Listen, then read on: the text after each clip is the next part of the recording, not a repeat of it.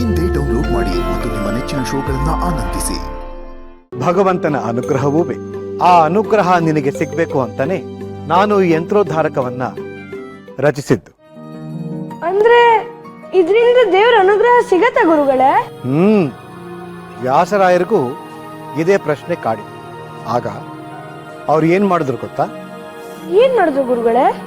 ಹಿಂದೊಮ್ಮೆ ಹಂಪಿಯ ಚಕ್ರತೀರ್ಥದ ಬಳಿ ವ್ಯಾಸರಾಯರು ಒಂದು ಮಂಗನ ಚಿತ್ರವನ್ನು ಬರೆದು ಅದಕ್ಕೆ ಪೂಜೆ ಮಾಡಲು ಬಹಳ ಪ್ರಯತ್ನ ಮಾಡಿದ್ರು. ಆದರೆ ಚಿತ್ರ ಬರೆದು ಪೂರೈಸಿದ ಹಾಗೆ ಆ ಮಂಗ ನಿಜರೂಪ ಪಡೆದು ಹಾರು ಹೋಗ್ತಿತ್ತಂತೆ. ಇದಕ್ಕೇನ್ ಮಾಡಬೇಕು ಅಂತ ತುಂಬಾ ಯೋಚನೆ ಮಾಡಿದ್ಮೇಲೆ ಅವರಿಗೆ ಒಂದು ಆಲೋಚನೆ ಬಂತು. ಮನಸ್ಸು ಅನ್ನೋದು ಮರ್ಕಟ. ಅದನ್ನ ಒಂದು ಕಡೆ ಏಕಾಗ್ರತೆಯಿಂದ ನಿಲ್ಲಿಸಬೇಕು ಅಂದ್ರೆ ಅದಕ್ಕೆ ಒಂದು ರಕ್ಷಣಾ ಕವಚ ಬೇಕು ಅಂತ ನಿರ್ಧಾರ ಮಾಡಿದರು. ಆಗ ರಕ್ಷಣಾ ಕವಚವಾಗಿ ನಿರ್ಮಿಸಿದ್ದೇ ಯಂತ್ರೋದ್ಧಾರಕ ಹನುಮಂತ. ಆಗ ಹಾರು ಹೋಗ್ತಿದ್ದ ಹನುಮಂತ ನೇರವಾಗಿ ಬಂದು ಆ ಚಿತ್ರದಲ್ಲಿ ಸ್ಥಿರವಾಗಿ ನಿಂತುಬಿಟ್ನಂತೆ. ಚಂಚಲವಾದ ಮನಸ್ಸು ಎಂಬ ಮರ್ಕಟವನ್ನ ಏಕಾಗ್ರತೆಯ ಬಿಂದುವಿನಲ್ಲಿ ಬಂಧಿಸುವ ಮಹಾನ್ ಶಕ್ತಿಶಾಲಿ ಯಂತ್ರ ಈ ಯಂತ್ರೋದ್ಧಾರಕ. ನಿನಗೆ ಏಕಾಗ್ರತೆಯ ಅವಶ್ಯಕತೆ ಇದೆ. ಹಾಗಾಗಿ ಯಂತ್ರೋದ್ಧಾರಕ ಮಂತ್ರದ ದೀಕ್ಷೆಯನ್ನ ನಿನಗೆ ಕೊಡಬೇಕು ಅಂತ ನಿರ್ಧಾರ ಮಾಡಿ. ನಮಾಮಿ ದೂತಂ ರಾಮಸ್ಯ ಸುಖದಂಚ ಸುರದ್ರುಮಂ ಪೀನವೃತ್ತ ಮಹಾಬಾಹುಂ ಸರ್ವಶತ್ರು ನಿವಾರಣಂ ನಾನಾರತ್ನ ಸಮಾಯುಕ್ತ ಕುಂಡಲಾದಿ ವಿರಾಜಿತಂ ಸರ್ವದಾಭೀಷ್ಟದಾತಾರಂ ಸತಾಂ ವೈ ದೃಢಮಾಹವೇ.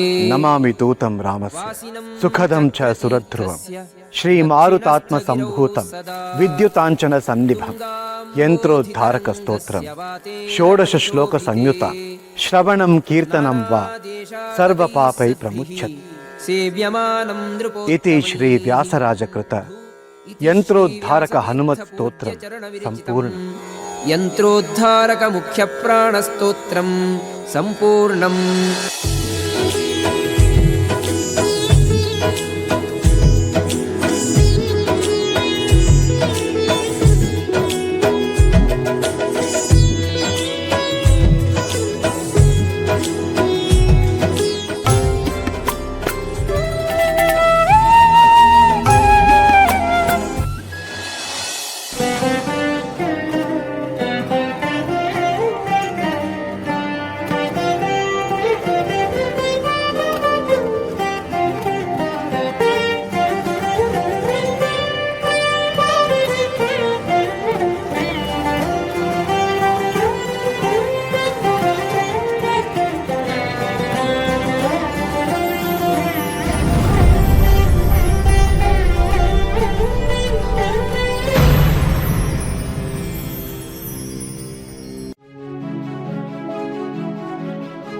ತಿಮ್ಮಣ್ಣ, ಇಷ್ಟು ದಿವಸ ವೀಣೆಯಲ್ಲಿ ನಿನಗೆ ಹೇಳಿಕೊಟ್ಟ ವಿದ್ಯೆ ಒಂದು ತೂಕ ಆದ್ರೆ ಇವತ್ತು ನಿನಗೆ ಹೇಳಿಕೊಡುವ ವಿದ್ಯೆ ಮತ್ತೊಂದು ತೂಕ.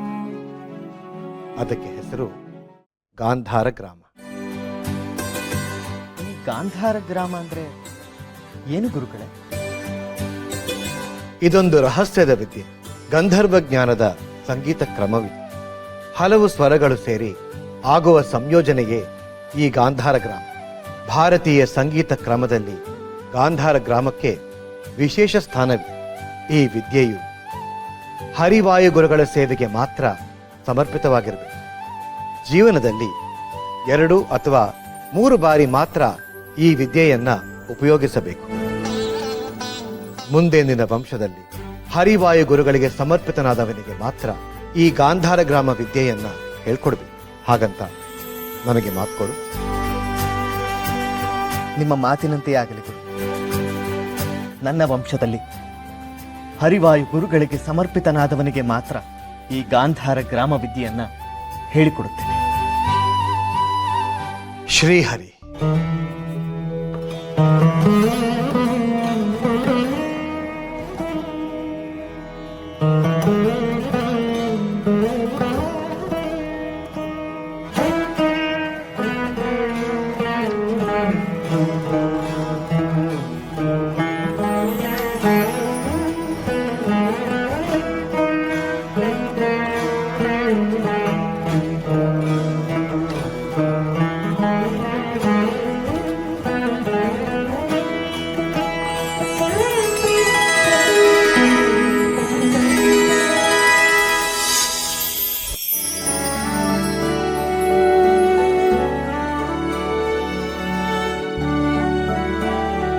ತಿಮ್ಮಣ್ಣ, ವೈಣಿಕ ವಿದ್ಯೆ ಹಾಗೂ ವೇದಶಾಸ್ತ್ರಗಳಲ್ಲಿ ನೀನೀಗ ಪರಿಣಿತಿ ಹೊಂದಿದ್ಯಾ.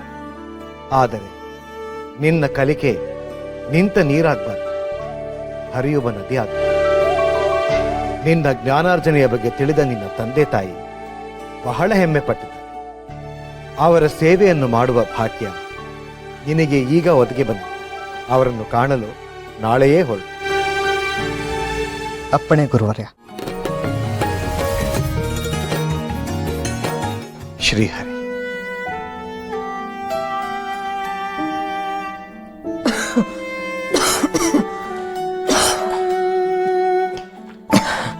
ನೋಡು ನೋಡು, ಎಷ್ಟು ಕೆಮ್ತಾ ಇದೀಯಾ? ಯಾಕಮ್ಮ ಇಷ್ಟ ಹಠ ಮಾಡ್ತೀಯ? ಒಂದ್ ಸ್ವಲ್ಪನಾದ್ರೂ ಔಷಧಿ ಕುಡಿಯಮ್ಮ. ಹಾ, ನೀವು ಮಗನ್ ಕರ್ಸಲ್ಲ, ಅವನ್ ಬರೋವರೆಗೂ ನಾನು ಔಷಧಿ ಕುಡಿಯಲ್ಲ.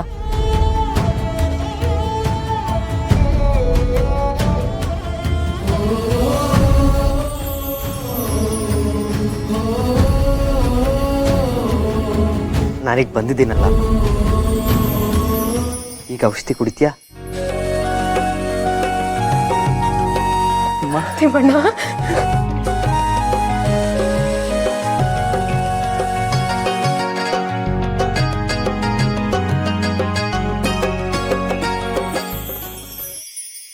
ಎಷ್ಟು ವರ್ಷ ಆಯ್ತು ನಿನ್ನ ನೋಡಿ. ತಿಮ್ಮಣ್ಣ, ಪ್ರಯಾಣ ಎಲ್ಲ ಕ್ಷೇಮವಾಗಾಯ್ತೇನಪ್ಪ? ಚೆನ್ನಾಗಾಯ್ತು ಅಪ್ಪ. ಮಧ್ವ, ಹೇಗಿದ್ಯಪ್ಪ ನೀನು? ಚೆನ್ನಾಗಿದ್ದೀನಿ ನೋಡಪ್ಪ. ಮಠಕ್ಕೆ ಹೋದಾಗಿಂದ ಈ ಅಮ್ಮನ್ ನೋಡಕ್ಕೆ ಎಷ್ಟು ಸಲ ಬಂದಿದ್ಯಾ ಹೇಳು? 1-2 ಸಲ ಬಂದಿರಬಹುದು ಅಷ್ಟೇ ಅಮ್ಮ. ಈಗ ನಾನು ಸಾಯೋ ಕಾಲಕ್ಕೆ ಬಂದಿದ್ಯಾ ಅಲ್ಲ? ಯಾಕೇನೇನೋ ಮಾತಾಡ್ತಾ ಇದೆಯಾ? ನಿನಗೇನೂ ಆಗಿಲ್ಲ. ಔಷಧಿ ತಗೋ, ಎಲ್ಲ ವಾಸಿ ಆಗತ್ತೆ. ಇದರಿಂದ ಏನು ಉಪಯೋಗ ಇಲ್ಲ ಮಗು. ನೋಡು, ನೀನೀಗ ಔಷಧಿ ಕುಡಿಲಿಲ್ಲ ಅಂದ್ರೆ ನನ್ನ ನಾಣೆ. ಹೋಗೋ, ಇಷ್ಟಕ್ಕೆಲ್ಲ ಆಣೆ ಅದ್ಯಾ? ನೀನೇ ಕುಡ್ಸು.